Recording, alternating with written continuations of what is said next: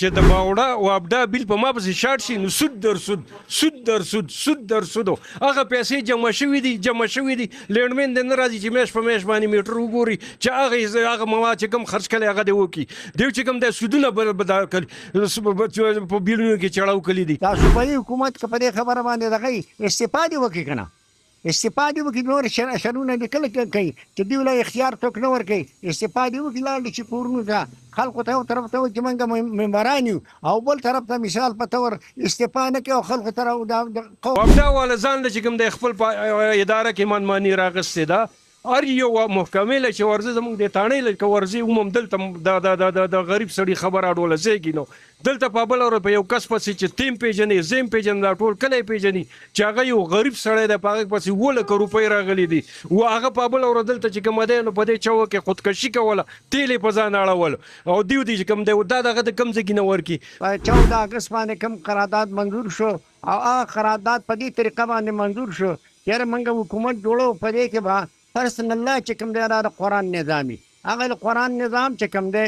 بیا د هغې نه تر دې وخته پورې یقینا هغه نظام معطل پروت دی. مړه یو کس په بار ملکونو کې جزیرې اخیستې دي د خدای مسلمانه د خلکو د ملک دغه کلی د اساسي بار ملکونو کې سازه کړي دي دا د قرباني وکړي وردي کې کنه ولې دا یو آزاد کې بیا موږ آزاد شو. دوی صاحب د حقیقي ازادي حاصلولو لپاره پارټیانو ته څه کردار ادا کول پکار دي؟ دغه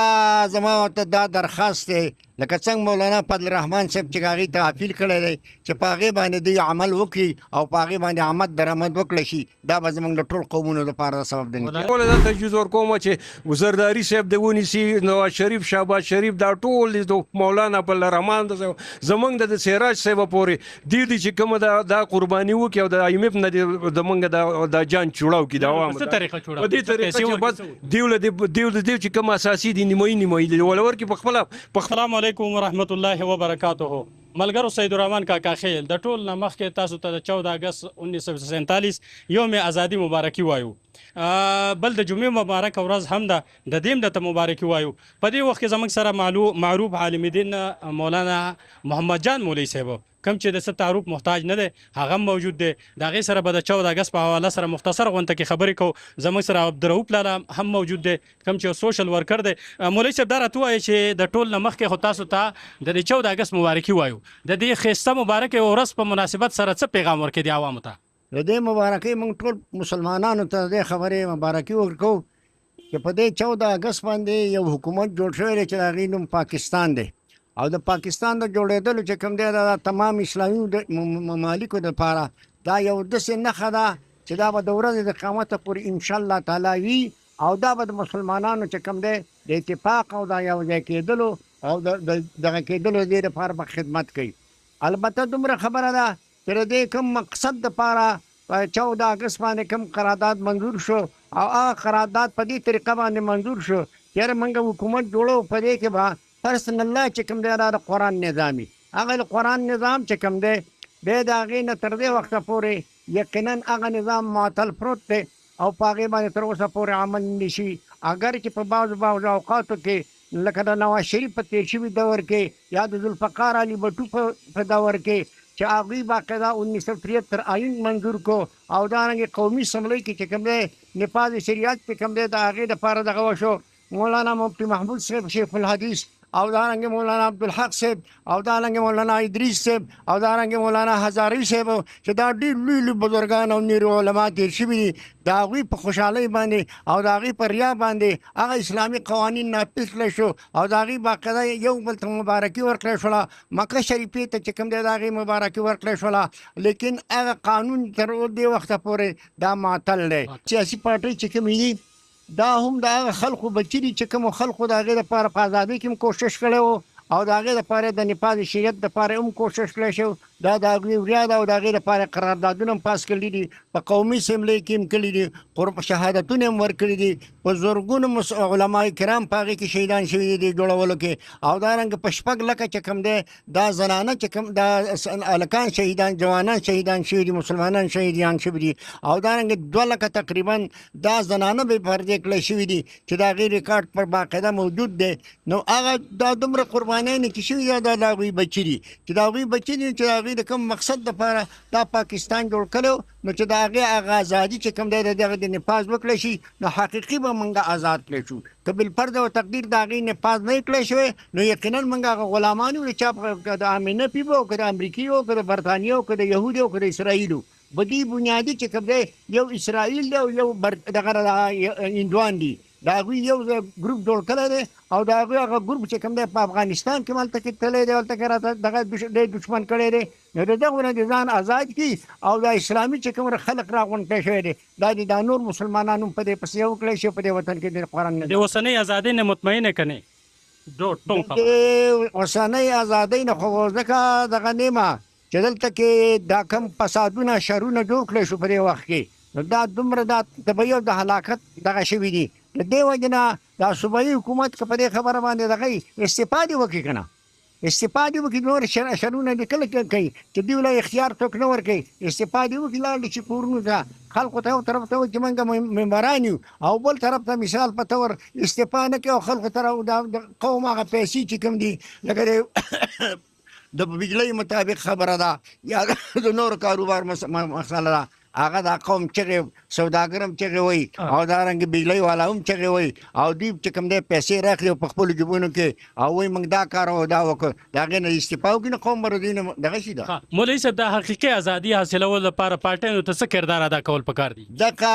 زما ورته دا درخواست دی لکه څنګه مولانا فضل الرحمن صاحب چې هغې ته اپیل کړی دی چې په هغې باندې دوی عمل وکړي او په هغې باندې آمد درآمد وکړی شي دا به زموږ د ټول قومونو لپاره سبب دی مولانا صاحب په حق میلاو کو د مولانا په هغه چې هغه کوم تجویز پیش کړی دی د ټولو سیاسي اکثریت پارټو چې کوم دی د هغه سره ریا تلې ده او د هغې ریا مطابق دی دا قوم چې کوم دی په هغې باندې عمل درآمد وکړي صحیح ده دا راته وایي عبدالرؤف لاله چې د پاکستان د ازادۍ یو کم 80 کاله وشو آیا د دې ازادۍ نه ته مطمئن یو که نه اعوذ بالله من الشیطان الرجیم بسم الله الرحمن الرحیم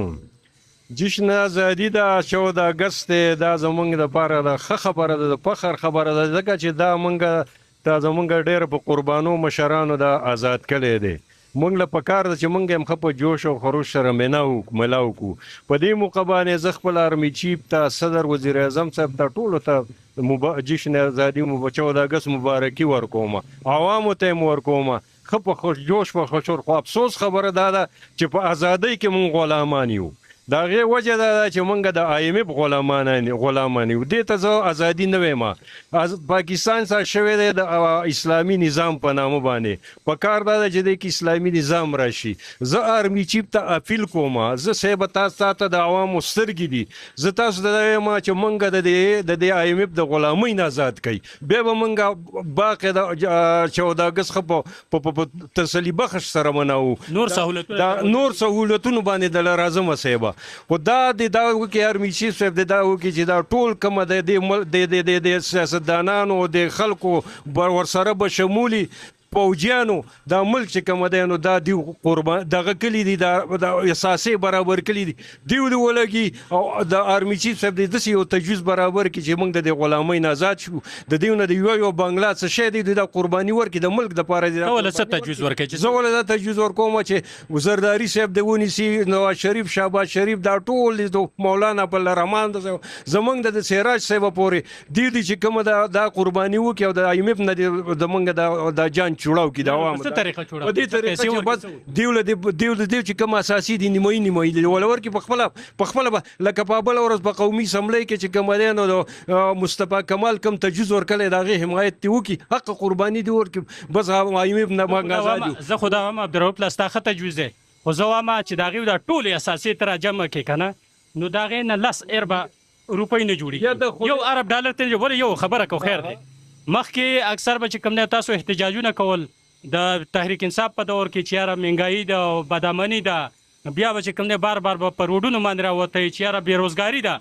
نن تاسو اواز پورته نه کو زه آیا په صرف په دغه احساسو خرڅولو باندې به د پاکستان قرضه څه حل کشي زه درته یوه خبره کوم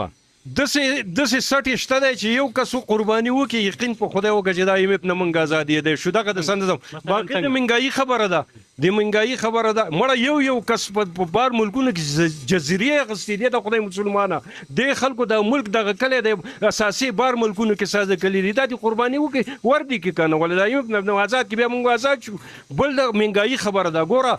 وابدا والا ځان چې کوم د خپل اداره کې منمانی راغستې ده هر یو محکمې له چې ورزه زموږ د تاڼۍ له که ورزي عموم دلته د غریب سړي خبره اډوله زیږي نو دلته په بل اور په یو کس پسې چې تیم پیژنې زیم پیژنې دا ټول کلی پیژنې چې هغه یو غریب سړی دی په هغه پسې 2 لک روپۍ راغلي دي و هغه په بل اور دلته چې کوم دی نو په دې چوه کې خودکشي کوله تیل په ځان اړول او دیو دي چې کوم دی دا دغه د کم ځای کې نه ورکي منګایان د وړو حالات دغه دی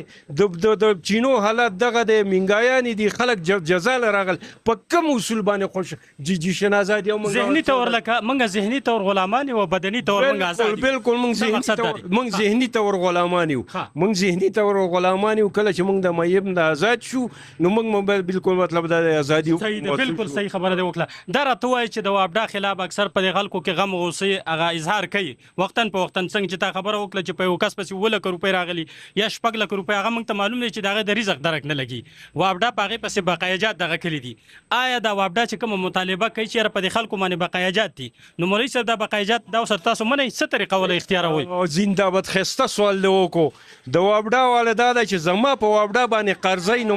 ما پسې وای زه په بل مېش کې باید کټ کما خو چې د باوډا وابډا بیل په ما پسې شارټ شي نو سود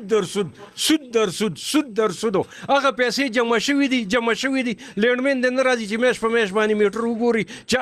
هغه مواد چې کوم خرج کړي هغه دی وکی دیو چې کوم د سودونه بدل کړي په بیلونو کې چړاو کړي دي اکسچینج صاحب دی مهرباني وکړي کیدنی د عوامو سره کوم سودونه چې کوم ناجایز ټیکسونه په دغه کلی لاګو کړي دي هغه دی وتماب کی او باقی نه اکسچینج صاحب کوي زوی راضي دی او راضي شیدل ته چې کوم بنګ په کوم حقیقتي قرضې اب ولمنګ اکسچینج د دغه شانته ورکو موږ د آزاد دا راته وایي چې یو کم اتیا کال وشو د پاکستان د ازادۍ د دې ازادۍ نه خو تاسو مطمئن خو نه استئ خو د پارټو ته مختلف پارټو مشران ته څه پیغام ورکړي چې آیا موږ به د حقیقي ازادي کله حاصلو په څه طریقه نور مټغه وا دا غي د ما ویل چې کله موږ د IMF نه آزاد شو موږ به حقیقي ازادي ومنو السلام علیکم